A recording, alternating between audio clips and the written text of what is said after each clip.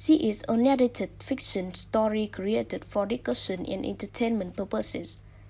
Hi, welcome to our channel where we share the most intriguing stories. When Rob Peterson drove up to his peaceful lakeside cabin after months away, he expected tranquility, not chaos. Instead, he found his land encircled by a towering fence, claimed as a recreation area by a powerful HOA. Determined to reclaim what was his, Rob prepared for a fight that would change everything. Rob Peterson leaned back in his chair, savoring the memory of the day he first laid eyes on the property. It was 2 years ago, and the moment he saw the cozy wood-paneled cabin nestled on the shores of Silver Haven Lake, he knew it was his. The cabin wasn't luxurious by any means, 2 bedrooms, a small kitchen, and a dock that creaked underfoot, but it was perfect. Surrounded by dense evergreens and the gentle lapping of water against the shoreline, it was a place that promised peace and solace. For Rob, the cabin represented more than a getaway. It was a refuge from the endless deadlines and stress that came with his job as a construction engineer. His wife, Sarah, adored the idea of escaping the city with their 2 children, Tom and Amy, to experience nature in its purest form. In the first year, they visited often, packing the car for weekends by the lake or spending extended summer holidays, fishing, grilling, and sharing stories under the stars. The property, tucked at the far end of a gravel road, was adjacent to several similar homes. Most were either vacation rentals or owned by retirees who spent their days in serene seclusion. But just across the ridge sat the pristine, gated community of Pine View Estates, an elite neighborhood with sprawling houses and an aggressive homeowners association known for enforcing its will with ironclad resolve. Rob's cabin wasn't part of Pineview, but he had heard whispers of how the HOA occasionally overstepped its bounds, pushing their influence onto neighboring properties. He never thought it would concern him. In the second year of owning the cabin, life got hectic. Work projects piled up, Sarah's teaching job demanded more hours, and Tom and Amy were busy with extracurriculars. The trips to the lake became fewer and further apart. By the time winter rolled in, they hadn't visited the cabin in months. Snow blanketed the property, making access difficult, and Rob decided they'd make up for the lost time in the spring. Now, 8 months later, the family packed their SUV early on a Saturday morning, brimming with excitement. It was late spring, and the idea of returning to their sanctuary after so long filled them with joy. The kids argued playfully in the back seat about who would claim the best spot on the dock, while Sarah made a mental list of everything they needed to do once they arrived. Clean the cabin, mow the lawn, and restock the pantry. The gravel crunched under the tires as Rob turned onto the familiar road that wound its way around Silver Haven Lake. The morning sunlight shimmered on the water, and for a moment, he felt a deep sense of contentment. But as the cabin came into view, that feeling was replaced by confusion, then shock. A tall, imposing metal fence encircled the entire property. It was new, gleaming silver links that stretched from one corner of the lot to the other, cutting off access to the house, the dock, and the driveway. A large sign was affixed to the gate. Private recreation area, access restricted to Pine View Estates residents. Rob slammed on the brakes, his mouth falling open. "What the hell?" he muttered. "What's wrong?" Sarah asked, leaning forward. Instead of answering, Rob stepped out of the car. His boots crunched on the gravel as he approached the gate. The padlocked chain clanked when he touched it, and he noticed a keypad installed next to the gate, likely requiring a code he didn't have. Beyond the fence, his cabin looked eerily untouched, but the surrounding area was a completely different story. The dock was covered in towels and bags, signs of recent use. In the yard, there were rows of patio chairs, several barbecue grills, and even a wooden dance floor set up with speakers on either side. This wasn't just an encroachment, it was a complete takeover. "Who did this?" Rob whispered, anger simmering beneath the surface. He glanced around, looking for anyone who might provide answers. His eyes landed on a group of teenagers lounging by the dock, splashing each other and laughing. "Hey!" he called out. "What are you doing on my property?" The teenagers didn't respond. One of them glanced his way briefly before turning back to their friends, unconcerned. Rob felt his jaw tighten. He walked back to the SUV, his face pale with fury. "There's a fence around the property," he told Sarah, his voice low. "What do you mean a fence? Around the whole thing?" "Yes, and it says it belongs to Pine View Estates now." Sarah's eyes widened in disbelief. That can't be legal. Are you sure this is the right place? Rob shot her a look, and she raised her hands apologetically. Of course you're sure. Sorry.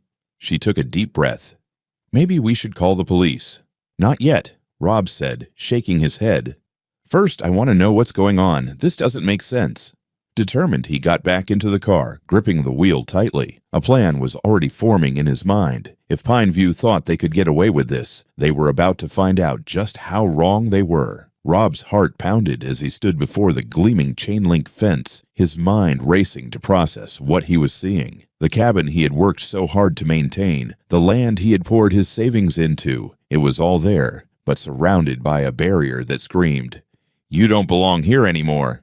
He wasn't going to let that slide. Returning to his car, he grabbed a tow strap from the trunk. Sarah leaned out the window, concern etched across her face. "What are you doing, Rob?"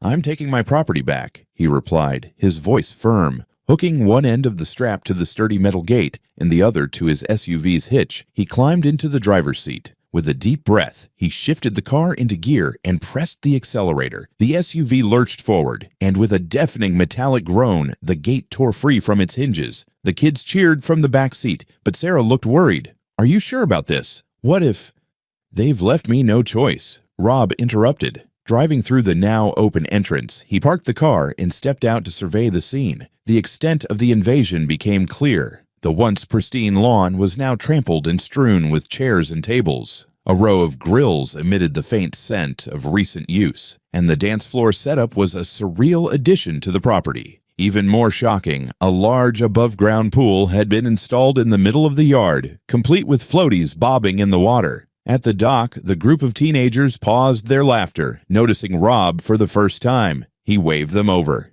"Hey, what's going on here? This is private property." The teenagers exchanged glances, then turned back to their fun, ignoring him entirely. Annoyed but undeterred, Rob strode toward the cabin. Before he could reach it, the door burst open, and a group of adults spilled out. 5 women and 6 men stared at him in shock, their expressions quickly turning hostile. One of the men, a broad-shouldered guy in cargo shorts and sunglasses, stepped forward, crossing his arms. "Who the hell do you think you are?" the man barked. "I'm Rob Peterson," Rob replied, standing his ground. "This is my land, and I want an explanation for what's going on here." A tall woman with a Bluetooth headset smirked and folded her arms. "You mean our land? Hate to break it to you, buddy, but this is part of the Pineview Estates recreation area now. That's what the sign says." Rob clenched his fists. "This is my property. I have the deed to prove it. I want all of you off this land immediately." The group burst into laughter, the sound grating on Rob's nerves. Another man, holding a half-empty soda can, sneered. "Get real, pal. You haven't been here for months. Everyone knows it was abandoned."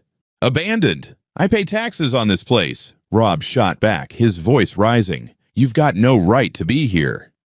The tension escalated when one of the teenagers, emboldened by the adults' jeers, picked up a rock and hurled it at Rob's SUV. The stone hit the headlight with a loud crack, shattering the glass. Sarah screamed from the car, and Rob felt his blood boil. "That's enough," he roared, stepping closer to the group. Cargo Shorts stepped forward, his tone dripping with mockery. "You don't get it, do you? You're not in charge here. Why don't you get back in your car and drive away before we call security?" Rob ignored him, pulling his phone from his pocket. He tapped the record button, making sure his voice was clear. "I'm giving you all one warning. You are trespassing on private property, which belongs to me. I have the right to ask you to leave. If you refuse, I'll have the police deal with you." At first, there was silence. Then, the woman with the headset stepped forward, her expression shifting from smug to furious. "You think you can just show up and push us around? You broke our gate. That's destruction of property, and you'll pay for it."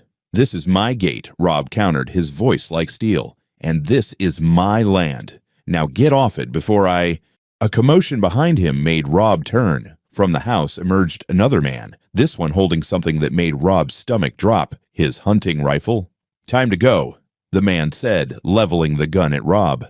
For a moment, everything froze. Sarah screamed from the car. The kids huddled in the back seat. The group of intruders stood still, watching Rob for his next move. He raised his hand slowly, the anger in his chest giving way to cold calculation. He couldn't risk his family's safety. Not now.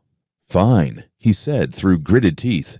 "You've made your point." He backed toward his car, the rifle following his every move. When he climbed into the driver's seat, Sarah whispered, "Rob, what's happening? What are we going to do?" "We're leaving," he said, backing the SUV out of the driveway. As they pulled onto the gravel road, a gunshot rang out. The man with the rifle had fired, shattering one of the car's remaining headlights. The children screamed, and Sarah gasped, gripping Rob's arm. "We have to call someone," she said, her voice shaking. "Oh, I will," Rob muttered, gripping the wheel tightly. "I'm going to call everyone I know." Rob's SUV hadn't even left the gravel road when the growl of another engine caught his attention. A sleek black SUV with tinted windows roared toward his property, pulling up just as he stopped to glance in the rearview mirror. The vehicle skidded to a halt, and out stepped a woman in her early 50s, immaculately dressed in a tailored blazer and pencil skirt. Her demeanor radiated authority, but her scowl betrayed simmering fury. The woman wasted no time. She slammed her car door, stormed toward Rob's partially demolished gate, and began barking orders to the group of intruders still gathered on the property. What the hell is going on here? Who let this maniac onto our land? Rob stepped out of his SUV, meeting her fiery gaze. "Our land?" he shot back. "This is my land. You're trespassing." She let out a humorless laugh, pulling out her phone as if preparing for battle.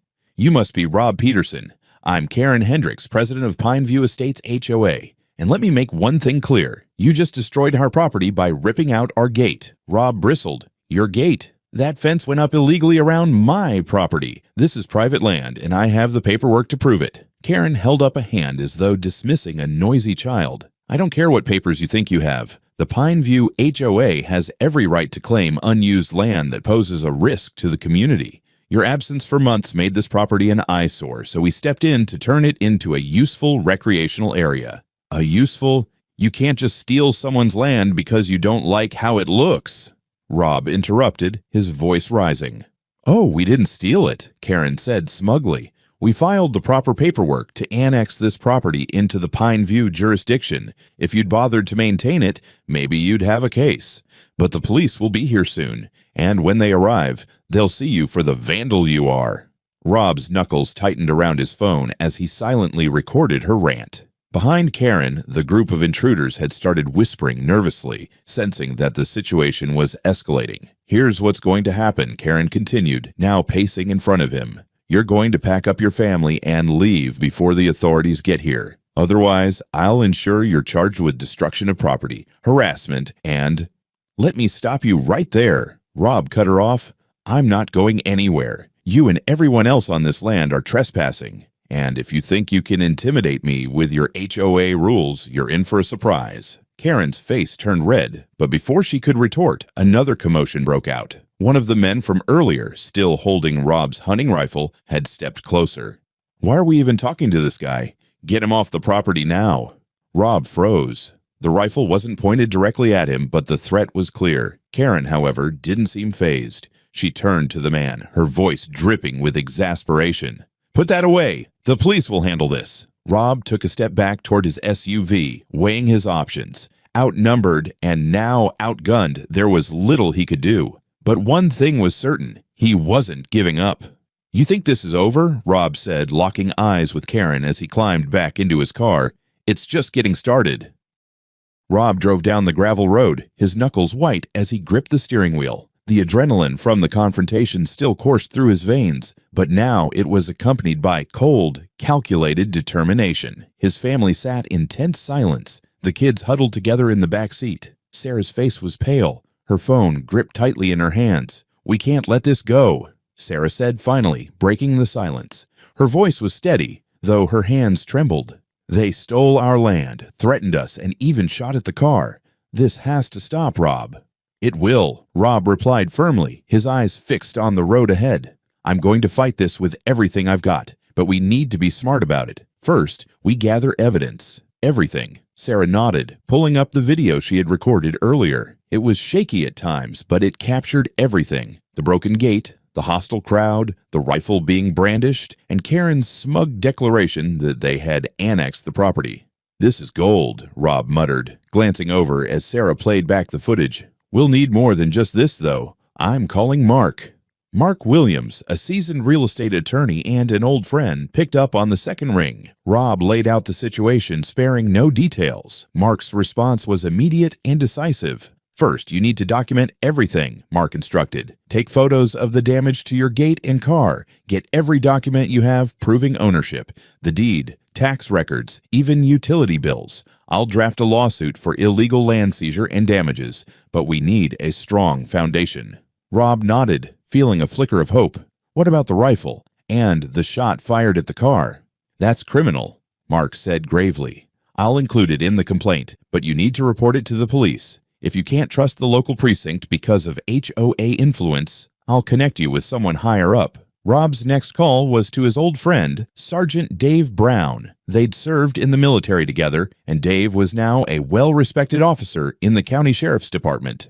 This is insane, Rob, Dave said after hearing the story. But don't worry, we'll handle it. I'll request an emergency warrant to investigate and secure your property. If there's any evidence of wrongdoing, we'll bring the hammer down. With Dave's assurance, Rob felt the first stirrings of relief, but there was no time to rest. Once they arrived home, Rob set to work. Sarah uploaded the video to multiple cloud storage platforms, ensuring it couldn't be lost. Rob combed through his files, pulling out the deed to the property, recent tax receipts, and utility bills that showed consistent payment, even during their absence. He even found old photos of the family enjoying the cabin, some dating back to when they first bought it. I'm not just proving this is ours, Rob said to Sarah. I'm going to show that they had no right to claim it as abandoned. By the time they finished, it was well past midnight. The evidence was piled high on the dining table, documents, photos, and a detailed log of everything that had happened. The next morning,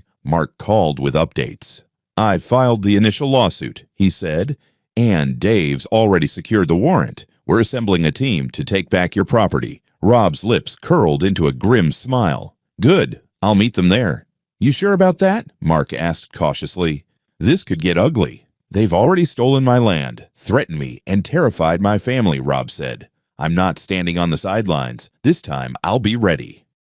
Rob gripped the steering wheel tightly as he followed the convoy of 3 police vehicles down the gravel road leading to his property. The previous day's humiliation and threats burned fresh in his mind, but today he wasn't alone. Sergeant Dave Brown was leading the operation, his team armed with a court-approved warrant and enough manpower to handle any resistance. As the convoy approached the cabin, Rob's heart pounded in anticipation. Through the windshield, he saw the same chain-link fence, still partially bent and sagging from where he had torn it down. Near the gate stood a man in a bright orange vest, clipboard in hand, seemingly assessing the damage. Beside him was a patrol car, likely summoned by Karen after yesterday's incident. The scene inside the property was eerily calm. Several of the same people from the previous day lounged on the patio furniture, sipping drinks and chatting. At the far end of the yard, a few teenagers were splashing around in the pool. The audacity made Rob's blood boil, but he forced himself to remain composed.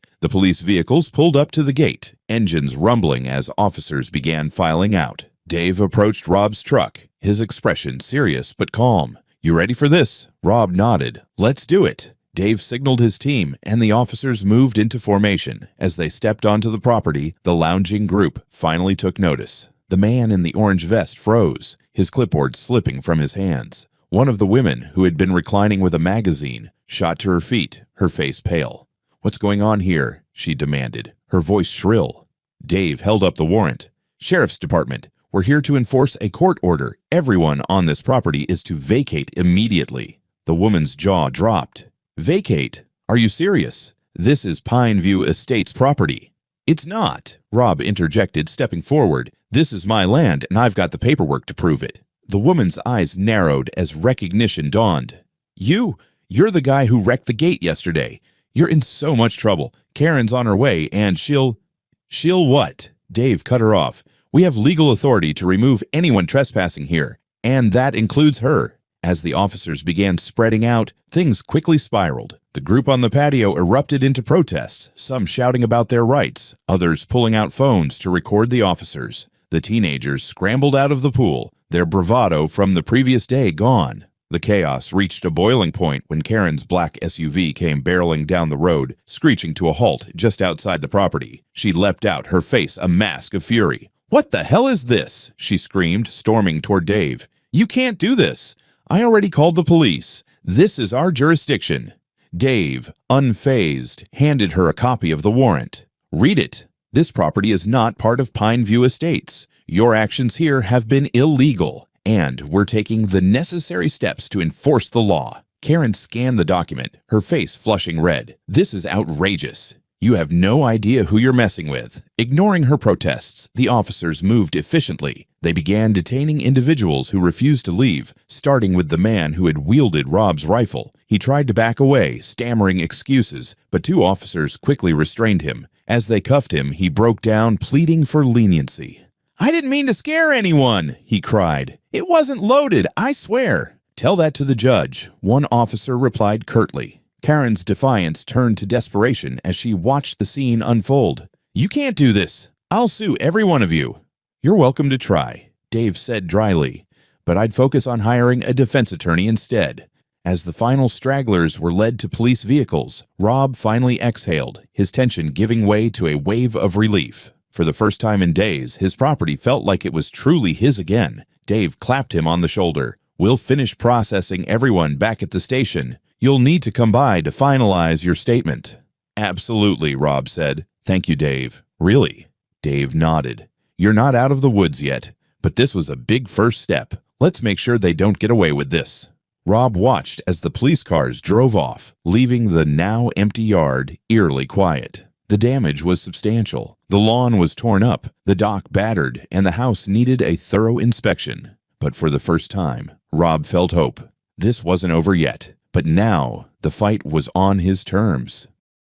Rob sat in the courtroom, his attorney Mark Williams by his side. The air buzzed with tension as Karen Hendricks, flanked by her high-powered defense team, entered with a haughty expression that barely concealed her nervousness. Behind her, several of the other trespassers filed in, their expressions ranging from sullen to outright fearful. The case had gained local notoriety, with news of Pineview Estate's blatant land grab spreading quickly. The courtroom was packed with reporters, neighbors, and even a few supporters from Rob's lake community. Mark opened with a scathing statement, laying out the facts. Rob owned the property, evidenced by a clear title and tax records. Karen had orchestrated an illegal annexation by fabricating documents. The Pineview HOA had funded unauthorized constructions on Rob's land, damaging it in the process. The most damning detail, Karen had allowed her associates to use Rob's hunting rifle to threaten him. The evidence was overwhelming. Video footage from Sarah's phone showed the confrontation, Karen's declarations, and the rifle being aimed at Rob. Utility bills and photos of the property further cemented Rob's claim. Even the police report detailed the rifleman's confession and the forged documents found during the operation. Karen's defense crumbled when she took the stand. Her claim that she acted in the community's best interest was undermined by emails uncovered during discovery, showing she knew the land belonged to Rob, but had decided to improve it for Pineview anyway. One of her emails, presented by Mark, read, "He's never around. We'll file the paperwork, and by the time he notices, it'll be too late." The rifleman's testimony sealed Karen's fate. Trying to minimize his role, he admitted that Karen had encouraged him to intimidate Rob, believing the HOA's influence would shield them from consequences. The judge delivered a scathing verdict. Karen was sentenced to 9 or 10 years in prison for fraud, trespassing, and conspiracy. The rifleman received 12 years for criminal threats and endangerment. Other trespassers faced a mix of conditional sentences, fines, and 1-year jail terms, depending on their level of involvement. The financial penalties were equally devastating. The court ordered 1. Pineview Ho to pay $1.5 million high for damages, including rebuilding costs and emotional distress. 2. Karen to pay $1 million sank. Personally, her assets frozen to ensure payment. 3. An additional $500,000 from the rifleman and other major offenders for punitive damages. As the gavel struck, Rob felt a weight lift from his shoulders. Justice had been served, and his tormentors were finally being held accountable.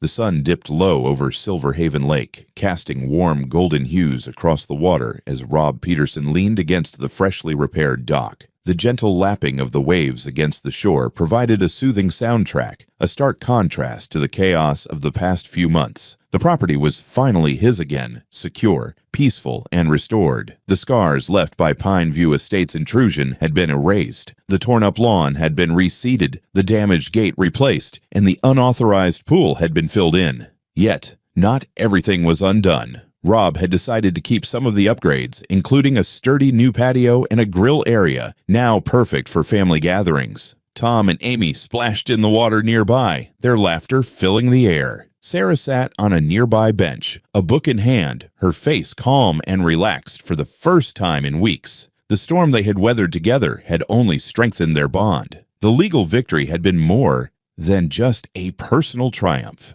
The massive payout, $3 million in total from Karen, the HOA, and the other culprits, not only covered the damages, but allowed Rob to invest in additional security measures. Cameras and motion sensors now guarded the property, ensuring no one could ever try to claim it again. The ripple effects extended beyond their family. News of the trial and its outcome inspired others in the area to stand up to Pine View Estate's overreach. The HOA underwent a complete overhaul, with many of its board members resigning or being replaced. Karen's imprisonment served as a cautionary tale for those who thought wealth and influence could outweigh justice. On this quiet evening, as Rob watched the sunset paint the sky in vivid colors, he felt a deep sense of gratitude, not just for the property, but for the strength of his family and the support of his community. "This place feels even better now," Sarah said, breaking the silence. She looked up from her book, smiling at Rob. "It's not just a getaway anymore. It's proof that we can protect what's ours." Rob nodded, his gaze fixed on the horizon. "It's more than that. It's a reminder that sometimes the fight is worth it." As the stars began to emerge, the Petersons lit the grill, ready to enjoy the first peaceful night of many to come. Silver Haven Lake was theirs again, and this time nothing would take it away.